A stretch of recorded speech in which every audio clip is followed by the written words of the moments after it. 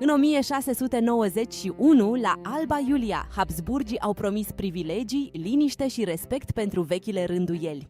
În realitate, dieta a fost începutul unei noi stăpâniri, mai rafinate, dar mult mai dure. Nobilimea maghiară, săsească și secuiască, privea cu suspiciune fiecare semn al puterii vieneze. Frica lor era simplă. Promisiunile împăratului puteau fi retrase oricând, iar autonomia înghițită treptat. După decenii de războaie cu otomanii, Habsburgii au intrat ca apărători, apoi ca administratori. Transilvania a rămas formal principat, dar deciziile grele au început să se ia la Viena. Pentru mulți, această dietă a părut un compromis.